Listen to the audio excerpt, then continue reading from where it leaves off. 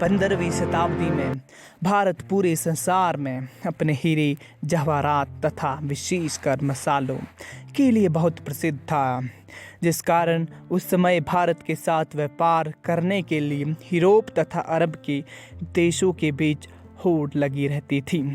उस वक्त एशिया के प्रमुख देशों जैसे भारत, चीन, म्यांमार आदि के साथ व्यापार केवल स्थलीय मार्ग से ही होता था, जिसे सिर्फ मुस्लिम शासक एवं व्यापारी ही इस्तेमाल किया करते थे।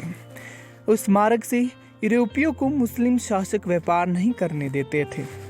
व्यापार मार्ग की समस्या को खत्म करने के लिए कई यूरोपीय देशों ने यूरोप और भारत के मध्य एक समुद्री मार्ग खोजने का प्रयत्न किया, मगर उनमें मात्र पुर्तगाल ही सफल हो पाए। लेकिन क्या आपको पता है भारत की खोज किसने की थी?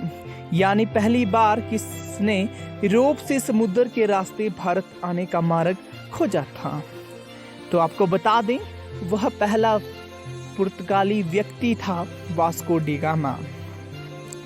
वास्को डी गामा वो पहला यूरोपीय समुद्री नाविक और खोजकर्ता था जिसने पहली बार 17 मई 1498 ईस्वी को समुद्र के रास्ते वर्तमान केरल राज्य के कालीकट तट पर अपना कदम रखा था।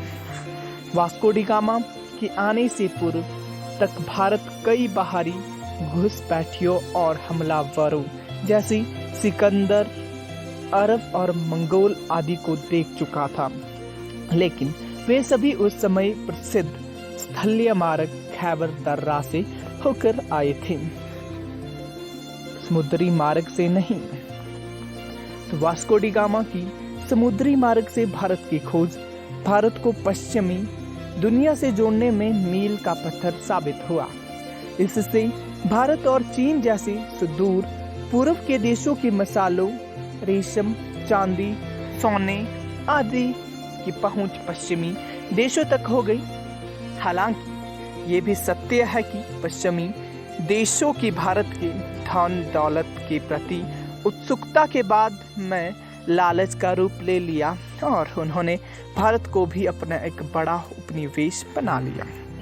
वास्को डी गामा की वह समुद्री यात्रा उस समय की सबसे महान ऐतिहासिक उपलब्धियों में से एक थी। कई इतिहासकार इस यात्रा को कोलंबस द्वारा अमेरिका के लिए समुद्री मार्ग खोजे जाने से कहीं अधिक महत्वपूर्ण मानते हैं। वास्को डी गामा का जन्म किस वर्ष हुआ था? इस प्रश्न पर इतिहासकारों में मतभेद है। फिर भी कुछ इतिहासकार का विश्वास है कि उनका जन्म 1460 के दशक के आसपास ही पुर्तगाल के सिंस शहर के एक प्रतिष्ठित परिवार में हुआ था। उसके पिता एस्टेवा भी एक अच्छी नाविक एवं समुद्री खोजकर्ता थे। वे 1460 से 1478 तक सिंस शहर के सिविल गवर्नर के कमांडर रह चुके थे। वास्को डी गामा एस्टेवा दंपति का तीसरा बेटा था तथा उसका सारा बचपन एक नाविक और यात्रा के माहौल में बीता था। सन 1480 में वास्को डी गामा ने अपने पिता का अनुसरण करते हुए पुर्तगाली नौसेना में शामिल हो गया।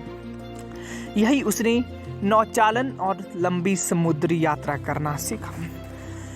पुर्तगाल के राजा हेनरी, जिन्हें हेनरी द नेविगेटर के नाम से भी जाना जाता है, ने उत्तर और पश्चिम अफ्रीका में कई सफल समुद्री यात्राओं तथा खोजों को आर्थिक सहायता एवं संरक्षण प्रदान किया था।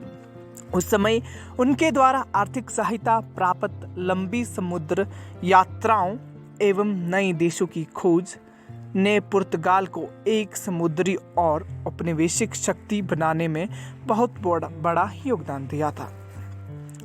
1487 में पुर्तगाल के ही प्रसिद्ध खोजकर्ता बार्टोलोमी डायस ने अफ्रीका के दक्षिणी सिरे तक यात्रा कर यह पता लगाया था कि हिंद और अंटार्कटिक महासागर एक दूसरे से जुड़े हैं। वास्को डी गामा जो समुद्री यात्राओं एवं खोजबीन में गहरी दिलचस्पी रखते थे। वो जानता था कि यदि हिंद और अटलांटिक महासागर अफ्रीका की भूमि के अंत में जुड़ते हैं तो वह अफ्रीका की दूर दक्षिणी कोने पर मौजूद केप ऑफ गुड होप के माध्यम से भारत तक पहुंचने का मार्ग खोज जा सकता है। और यही कारण है कि बाद में जब वह केप ऑफ गुड होप नामक स्थान पर पहुंचा तो उसने महसूस किया था कि उसका भारत तक मार्ग खोजने का सपना यथार्थ में तब्दील हो सकता है। 8 जुलाई 1497 को डी गामा ने 4 जहाजों और 170 आदमियों के दल के साथ पुर्तगाल के लिस्बन शहर से अपनी यात्रा शुरू की। वह स्वयं 200 टन वजनी सेंट ग्रेवियल नामक जहाज में सवार हुआ और अपने छोटे भाई पाउलो को सेंट राफेल नामक जहाज का नेतृत्व सौंप दिया। कुछ दिनों बाद वर्तमान मोरक्को देश के निकट स्थित कैनरी द्वीप से गुजरते हुए उनका जहाजी बेड़ा कैप वर्दी द्वीप समूह पहुंचा और वहीं 3 अगस्त तक रहा। जहाज पर वे अपने साथ पत्थरों के स्तंभ भी लेकर आए थे। उन्हें वे अपने मार्ग को चिन्हित करने के लिए विभिन्न महत्वपूर्ण पड़ाव पर स्थापित कर दिया करते थे। आगे वास्को डी गामा ने पहले गिनी की खाड़ी की तेज समुद्री धाराओं से बचने के लिए अटलांटिक महासागर में एक लंबा चक्कर लगाया और फिर केप ऑफ गुड होप की दौरे के लिए पूर्व की ओर एक मोड़ ले लिया। यह भारत की खोज में उनका पहला प्रमुख गंतव्य था। 7 नवंबर को उनका बेड़ा आज के दक्षिण अफ्रीका में स्थित सेंट हेलेना पे पहुंचा। इसमें सेंट हेलेना पे का मौसम बहुत खराब था। प्रतिकूल हवाओं और समुद्री लहरों ने आगे 22 नवंबर तक उनकी यात्रा में देरी की, लेकिन फिर भी कुछ दिनों बाद मौसम अच्छा होने पर आगे उन्होंने केप ऑफ गुड होप का दौरा किया और फिर मार्ग को चिन्हित करने के लिए पहले की भांति वहां एक पत्थर का स्तंभ स्थापित किया तथा फिर आगे की यात्रा की तैयारी करने लगे। केप ऑफ गुड होप से आगे की यात्रा उन्होंने 8 दिसंबर को शुरू की और क्रिसमस तक वे दक्षिण अफ्रीका की नटाल तक पहुंच गए। अलग अलग नदियों को भीतर और बाहर से पार करते हुए वास्को डी गामा का बेड़ा आगे धीरे धीरे मोजाम्बिक की ओर अग्रसर हुआ। इस बीच वे लगभग 1 महीने तक कहीं रुके और जहाजों की मरम्मत का कार्य किया। 2 मार्च 1498 को डी गामा का बेड़ा मोजाम्बिक द्वीप पर पहुंच गया। जब वास्को डी गामा अपने दल के साथ मोजाम्बिक की धरती पर उतरा और वहां के निवासियों से मिला तो उन्हें लगा कि ये पुर्तगाली जहाज भी उन्हीं की तरह मुसलमान हैं। वास्को डी गामा का मोजाम्बिक में पड़ाव डालना काफी उपयोगी सिद्ध हुआ। वहां से समुद्र के किनारे लंगरगाह पर सोने, चांदी तथा मसालों से भरे हुए 4-5 जहाज दिखे तथा उसकी मुलाकात ऐसे स्थानीय लोगों से भी हुई जो कभी कभी भारतीय समुद्री तटों की यात्रा भी करते थे। इससे वास्को डी गामा को पूरा विश्वास हो गया कि वह उचित दिशा की तरफ आगे बढ़ रहा था और उस दिशा को समझने में मदद हुई जिधर अब उसे आगे बढ़ना था। 7 अप्रैल 1498 को उनका बेड़ा मोसाम्बा वर्तमान में केन्या में प्रवेश कर गया तथा यात्रा के एक और महत्वपूर्ण ठहराव मोम्बास के ही मालिंदी में लंगर डाल दिया। मालिंदी में डी गामा की मुलाकात कांजी मालम नामक एक ऐसी गुजराती नाविक से हुई जो भारत के दक्षिण पश्चिमी तट के कालीकट जाने का मार्ग जानता था। उस गुजराती नाविक के महत्व को देखते हुए वास्को डी गामा ने उसे भी मार्गदर्शक के रूप में अपने बेड़े में शामिल कर लिया।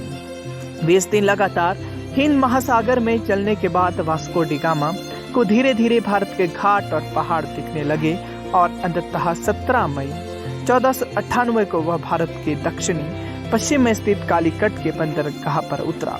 कालीकट में स्थानीय नेताओं द्वारा उसका स्वागत शांति से किया गया।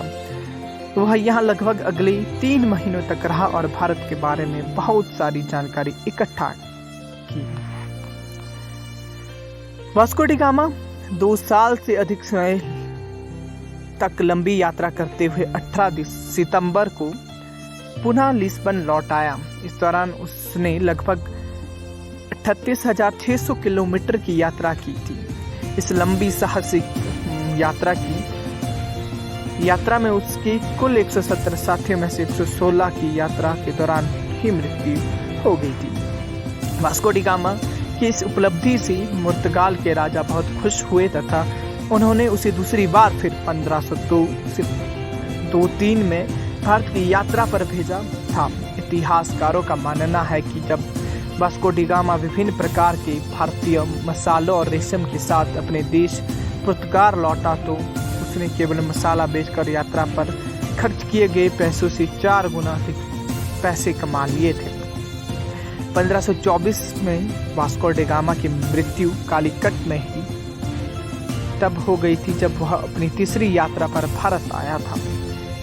जब वास्को डी गामा ने यूरोप और भारत के बीच का समुद्री मार्ग खोज लिया तब वास्को डी गामा का नाम समस्त यूरोप में बहुत विख्यात हो गया और उसकी उस साहसिक यात्रा की चर्चा सभी यूरोपीय देशों में होने लगी तथा धीरे धीरे तब अन्य देशों ने भी उसी खोजी गए समुद्री रास्ते में अपने अभियान भारत भेजने शुरू कर दिए। अब पुर्तगालियों के बाद डच, डैनिश, ब्रिटिश और फ्रांसीसी भी भारत आना शुरू हो गए। उसके बाद आगे के दशक में भारत में जो हुआ वह सब इतिहास है। तो धन्यवाद। वीडियो अच्छी लगी तो वीडियो को लाइक करें,